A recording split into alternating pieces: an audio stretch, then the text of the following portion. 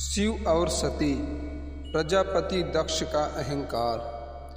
पौराणिक कथा के अनुसार दक्ष प्रजापति की सभी पुत्रियां गुणवान थीं, लेकिन फिर भी दक्ष के मन में संतोष नहीं था।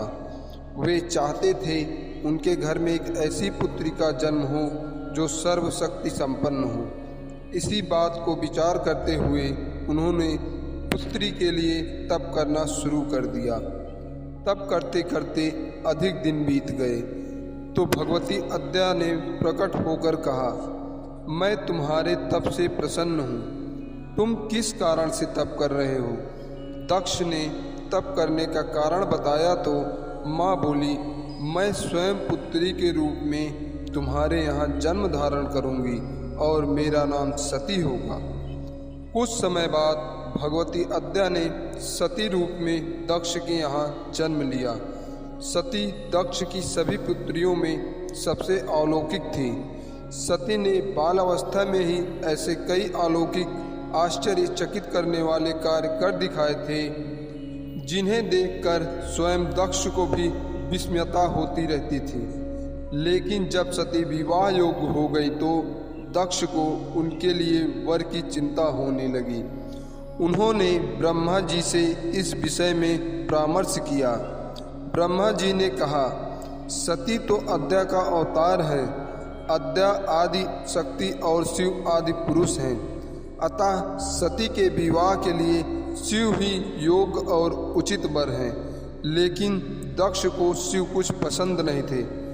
उनका कहना था कि वे हमेशा गले में सांप और शेर की खाल पहनकर घूमते रहते हैं। लेकिन सती को जिद के कारण उनको मानना पड़ा। अंत में सती का विवाह भोलेनाथ से संपन्न हुआ।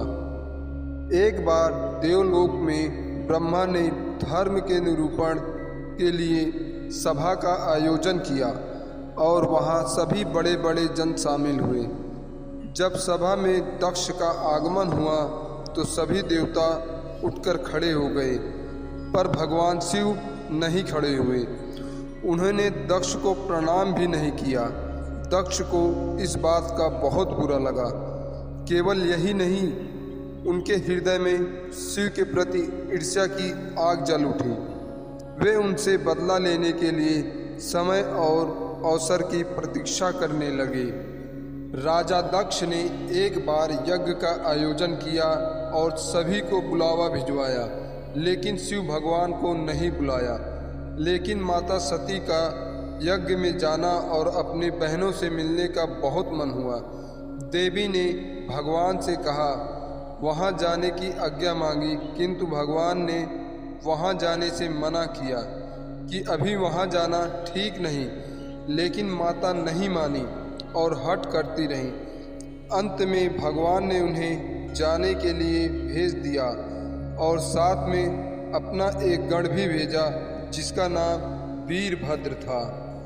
जब सती अपने पीहर पहुंची तो राजा दक्ष ने उनके पति शिव के बारे में बहुत कटु और अपमानजनक शब्द कहे, लेकिन देवी सती काफ़ी समय तक मौन रही। कुछ समय बाद सती ने यज्ञ मंडप में सभी देवताओं के तो भाग देखे, किंतु भगवान शिव का भाग नहीं देखा।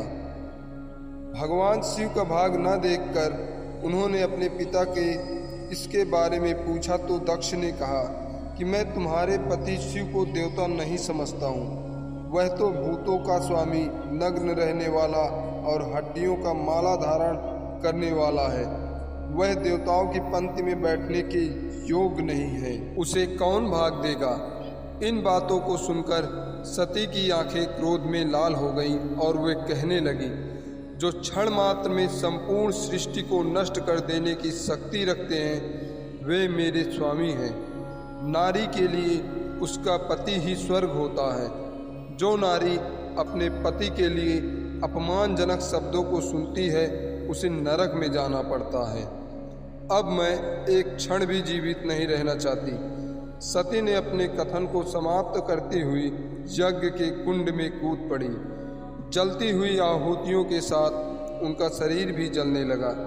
ये सब देखकर वीरभद्र ने क्रोध में आकर दक्ष का मस्तक काट कर फेंक दिया। जब ये सब बात शिव के कानों में पड़ी तो प्रचंड आंधी की भांति कनखल जा पहुँचे।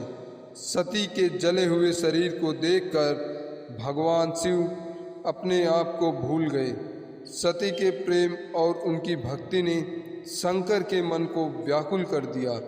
वे सती के प्रेम में खो गए, बेसुध हो गए।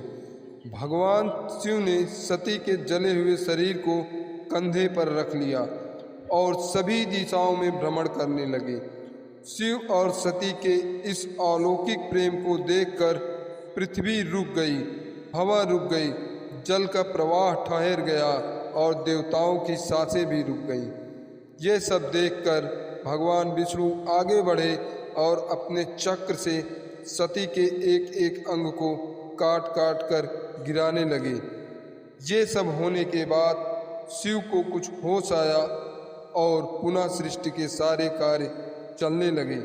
समाप्त। ऐसी और वीडियो के लिए हमारे चैनल को सब्सक्राइब करें और बेल आइकन को प्रेस करें। अगर वीडियो पसंद आया हो तो वीडियो को लाइक करें और शेयर करें। धन्यवाद।